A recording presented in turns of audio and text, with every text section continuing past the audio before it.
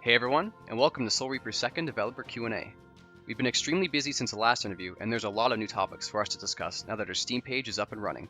As we approach the beginning of Soul Reaper's early access period, we will once again be joined by Danny Forrest, head of Power Level Studios, for this Q&A. How's it going, Mr. Forrest? It's doing great. How are you? Good.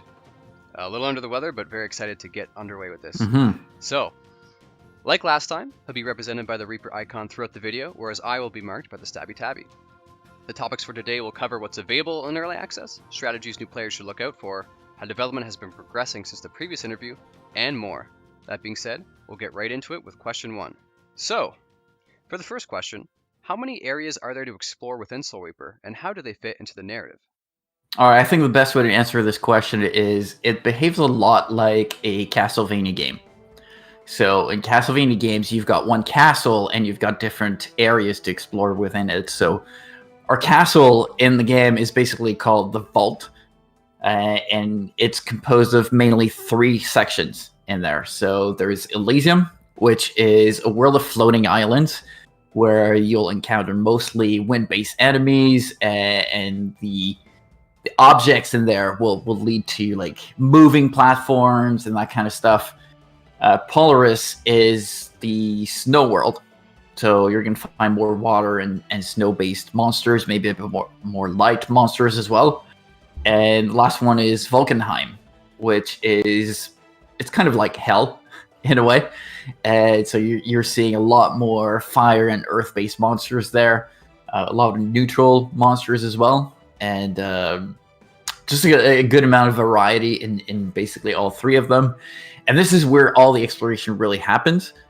But there's also a place called the Void, and I won't be revealing too much on the Void because it's very mysterious, and that's going to be part of the story. But what you see of the Void as you start the game is basically your hub for things to happen in the game. So your merchant is there. The 2 main NPCs, Vipo and Vypo, are there as well, waiting for you, and there's going to be some cutscenes in there. It's basically kind of, it feels like, I don't know if you played Chrono Trigger, but it feels like the end in Chrono Trigger. So it's really just a small, with not much in terms of background. It's like you're floating in nothingness, hence the name, the Void. So this is a place you're going to go back to frequently, and you're going to travel through these different sections through something very similar, again, to a Castlevania game. So you get some warp points. We call them waypoints. And basically, when you go to a waypoint, you see a world map. And that one actually looks a bit more like Diablo 3. And then you select which section of the vault you want to go to. You actually start in the Void. So after the first segment of the game. So you start and you're a fully powered Soul Reaper with a bunch of souls equipped and fighting for you. And then you've got this herald who's part of the Midnight Council. He's coming to stir things up. Let's just say that. And he basically goes to Elysium where you meet him, and he attacks you with a really strong team. And basically you don't succeed. You don't die because you're death. You're already dead, so you don't really die.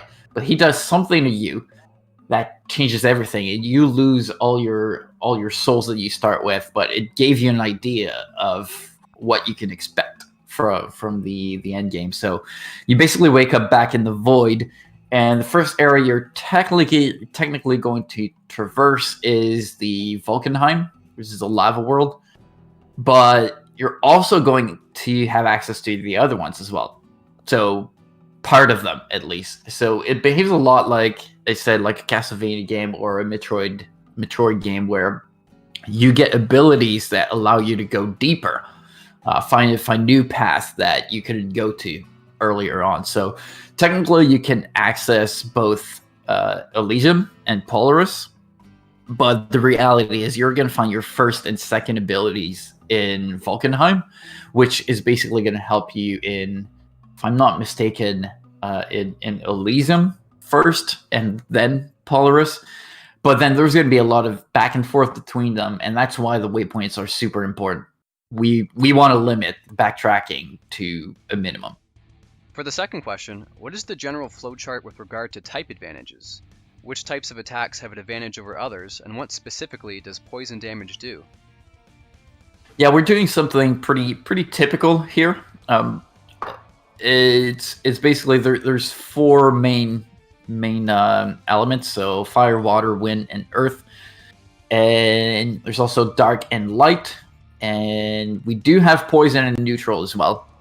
The chart is basically always present in combat. So we don't want people to be guessing what is going to be effective.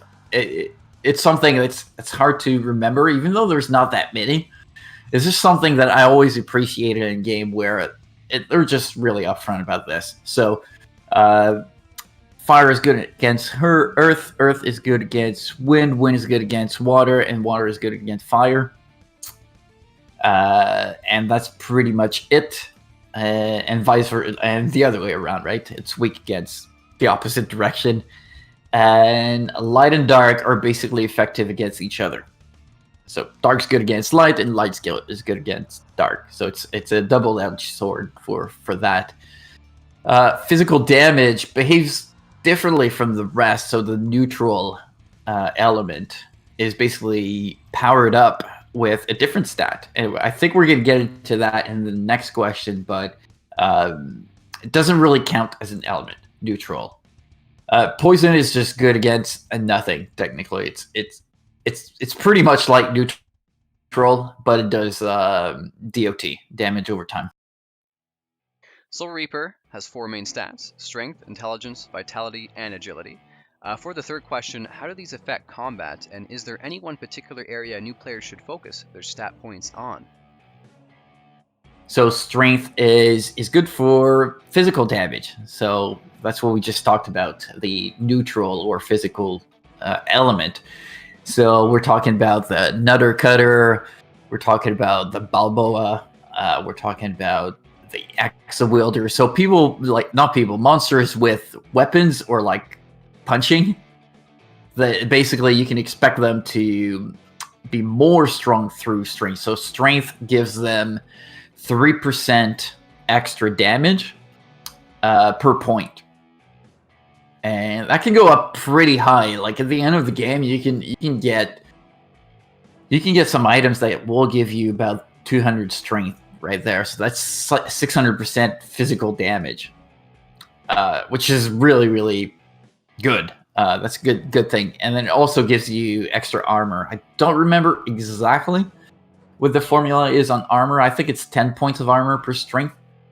And for armor, we basically completely stole the formula from Diablo 3, which is very effective. So it's basically just reducing physical damage, and never all the way to 0. So that's strength. Intelligence is it used to be more powerful, but we kind of nerfed it before release. It behaved very much like Diablo 3, where it both increases elemental damage, but it used to also increase the resistance to everything, and that was just too powerful. So we reduced it to basically 1% elemental damage per point.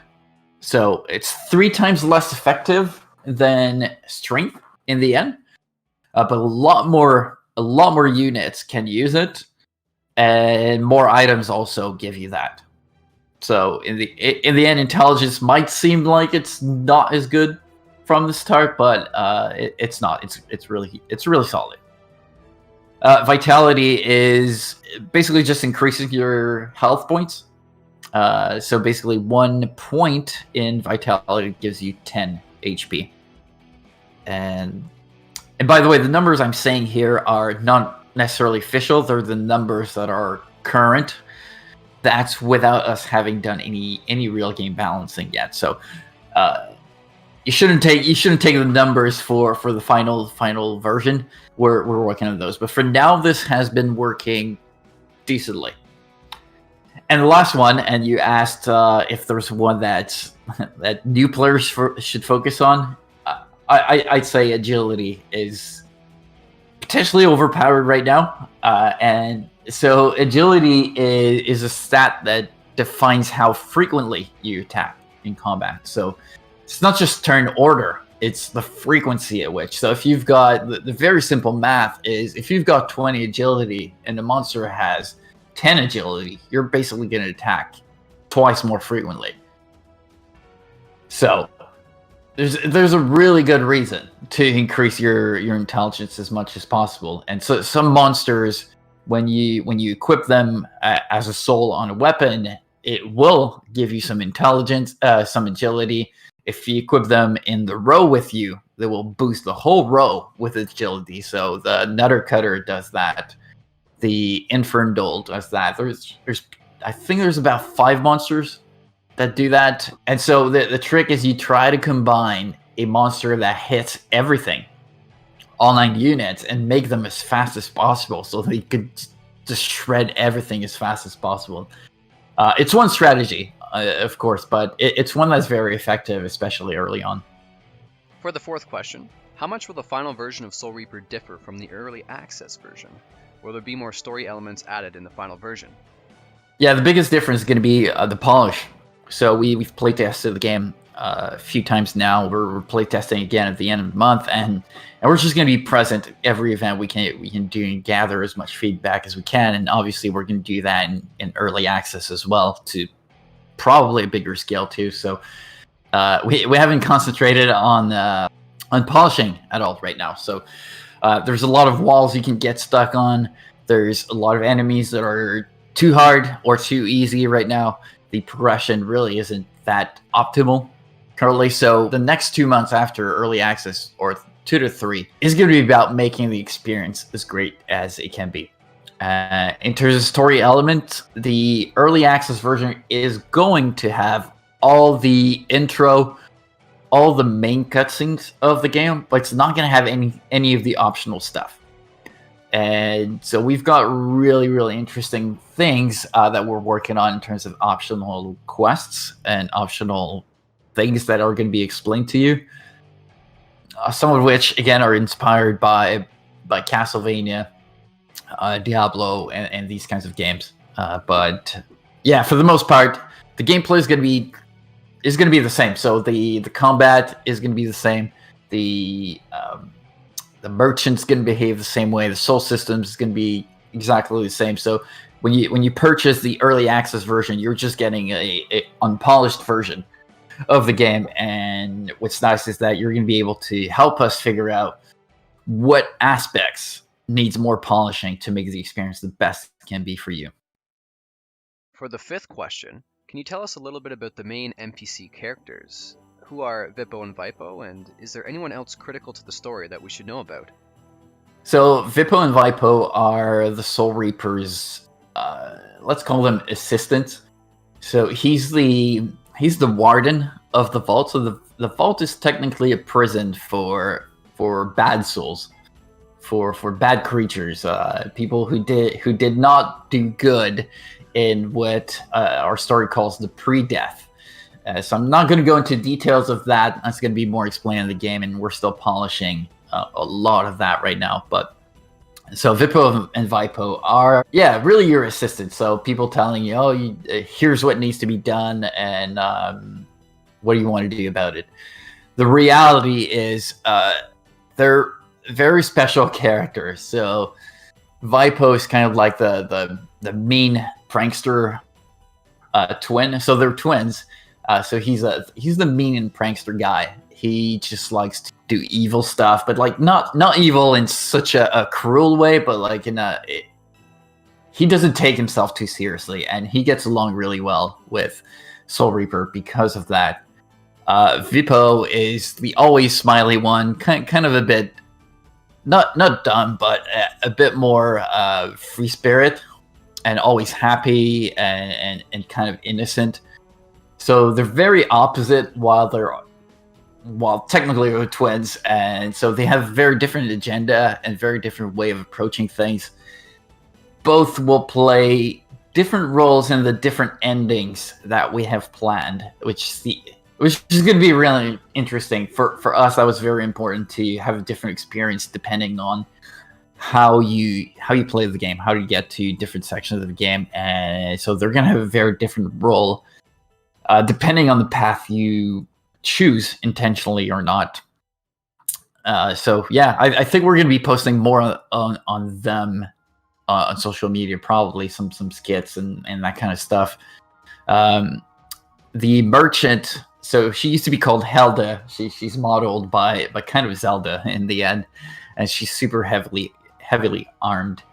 But we renamed her to Percy, and we're gonna reveal her backstory more into the game. But right now, she's what you learn in the intro is that she's looking for her husband, who's lost in the vault. So one can assume that it has become a soul or a monster. Potentially something different, we don't know. So she's on a quest to find her husband, and during that same time, the Soul Reaper is looking to get back some souls to become powerful again, and that kind of stuff. So he's kind of helping her at the same time because he's exploring already. So when I say merchant, she's more of a smith. So basically, it used to be that you traded souls, but now she's crafting, she's smithing weapons out of souls. It's just that it doesn't change anything mechanic wise. It's just the way that we present it. So Percy's she's the blacksmith, and then there's also the Midnight Council. They're quote unquote the bad guys. So during the last interview, we talked about Lufia 2 being an inspiration for the game. So in that game, there's the Sinistrals, which are 4 people just plotting to do bad stuff on the world. In the case of the Midnight Council, there are 4. There's the Prophet, there's the Desecrator, the Herald, and the Chronicler. Okay, yeah, I found it. So the Chronicler likes to record stuff. So he's a history buff, and so he's recording all that. The Prophet is kind of like the boss of them. He's the one that receives a message from someone, that a mysterious someone that we don't know who it is at this point.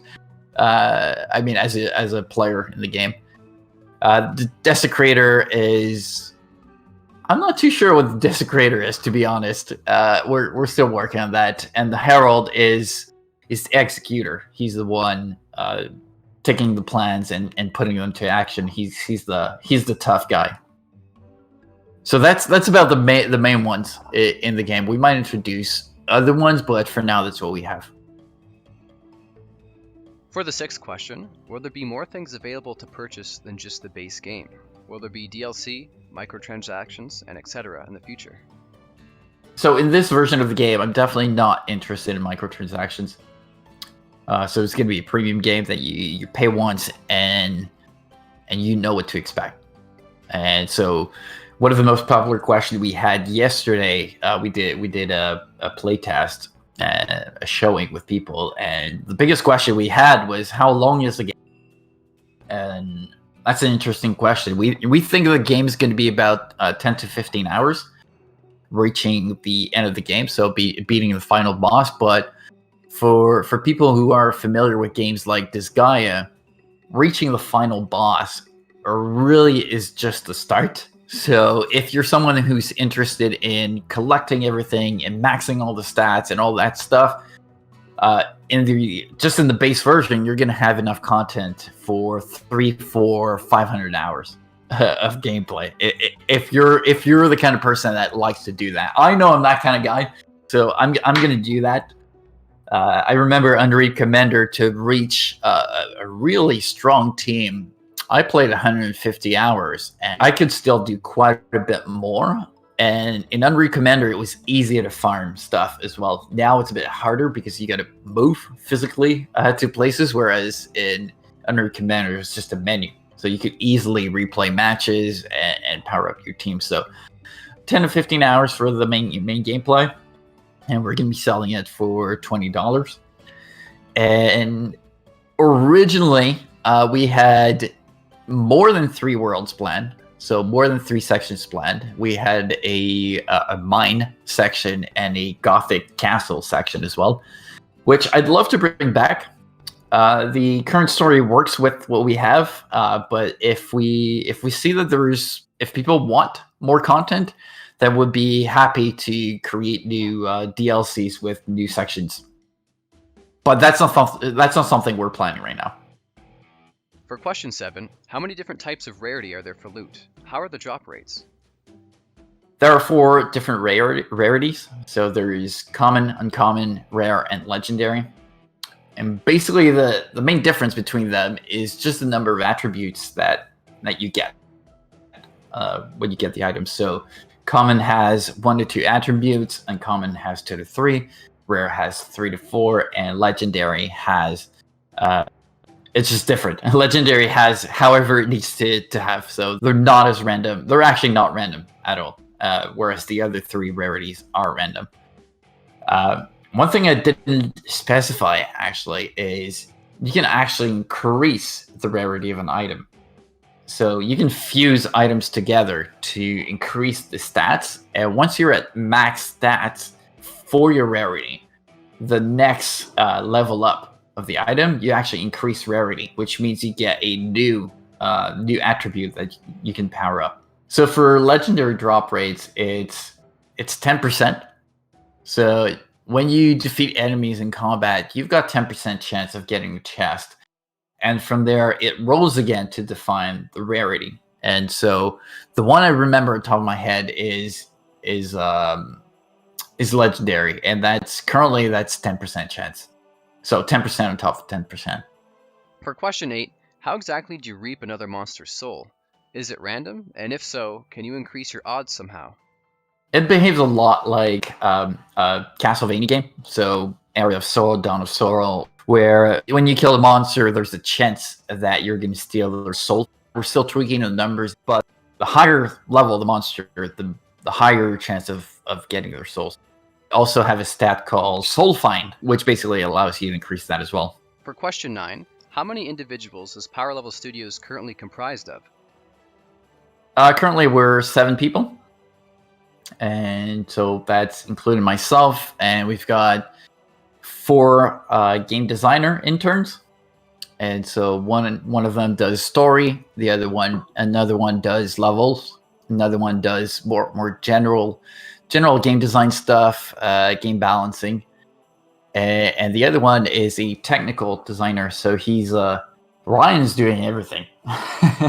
Ryan can just whatever needs to be done that's a bit more technical that I wouldn't typically give to game designer, like a bit of coding, a bit of moving stuff around in the right way. He just figures it out. So that's the 4 interns. And there's you on community management, and there's Chris, who's our main level designer on the game. And I'm doing whatever I need to do. For the final question, how have the public playtesting events been? How do these events typically play out, and have you enjoyed them thus far? Yeah, it was a lot of fun. It was actually my first time doing those because most of the development of the game was done while I was traveling as a nomad. So it's the first time that I'm actually in the same location, able to attend these events and actually get to meet future players. So it's been really nice to get the feedback from people. We have notebooks filled with stuff we're collecting from people, observations we make watching them play. That's actually the most important part, because you can get a lot of feedback online on the forums and that kind of stuff, but you never get to see the reactions when you do that. And when you go to those play tests, you can. And I don't know if the others were doing that, but when I do watch the players, I do watch their reactions based on where they are, what actions they're doing. And it's been eye-opening to see what they skip, what they completely just miss. The interesting thing in the first playtest we noticed is 2 people out of everyone that did the playtest opened the menu and looked at the stuff. The rest never open the menu, which was interesting, even though if the controls were always present in the bottom left corner. Somehow wasn't obvious enough, I guess. So it was interesting to see people struggling for things. We made a lot of improvements on the combat side for that. So from the first playtest to the second playtest, we noticed a basically no one knew how to start the combat in the first playtest, and the second playtest, no one asked us how the combat works. So already some really good improvements there, and collect some feedback. We chat with people, and it's really good. So we also get in the last one, the momentum event. I focused mostly on the networking this time around, while the others were focusing on explaining the game to people. And it was nice to finally talk to people about something that I've worked so long on. It felt nice to be able to share the ideas and share with people who understood as well. Because when you're traveling like I was, and no one knows what you're talking about when you go to Cambodia or Spain or Colombia or India. These are not markets for video games. Whereas in Montreal, it's really big. So it's nice to be able to fully explain what we're doing and get people to understand it. So we're going to try to do more of that. I just heard this morning that the Montreal International Games Summit may have a booth for us. So I sent the form, and they should be getting back to me today. But I haven't heard back yet, so I sent you this morning, and that'd be good. It's the right place to be, I think. And so if any of you listening are coming to Montreal for that, we're hoping that we're going to be there. If we are not there, I'm actually going to help another developer friend, so I'm going to be able to answer questions there, even though I may potentially not have a booth. All right, excellent. That's another 10 questions down. Thanks again for taking the time to sit down for another interview. I know you must be extremely busy, especially considering we're approaching the early access release date. These questions will definitely go a long way in giving players some tips as they begin their journey in Soul Reaper, and it's always nice to hear how development is moving too. Yeah, no problem. It was great answering these questions. I think these were really good to get a grasp of what the game's about, what the game's going to be about when it's get released, and what where we are right now in the development. So looking forward to more of these. So, before we wrap up, I would like to take a moment to mention that we are currently hosting a contest. We have what is called a paper foldables figuring of Soul Reaper, and I myself have tried my shot at making it. You essentially print out the document, and by following the included folding and cutting instructions, you should have your very own Soul Reaper by the end of it. Now, I'm not exactly the competent type when it comes to arts and crafts, so needless to say, my figuring could have been a little better. Essentially, if you can make a better figuring than the one I did using the instructions outlined in the previous devlog, I'll have a link in the description below, then you can enter for a chance to win a Steam key. There can be only 5 winners, so please check out that devlog posted on October 8th if you're interested. Not only would you have a shot at getting a free copy of Soul Reaper, but you'd also have a pretty nifty decoration for the Halloween season. That being said, I believe that's all for this video. Thanks again for tuning in, and for up-to-the-date news on anything Soul Reaper, please make sure to check out our social media listed in the description. Also, please feel free to subscribe for more informative videos like this one, and we will catch you guys next time. See you guys.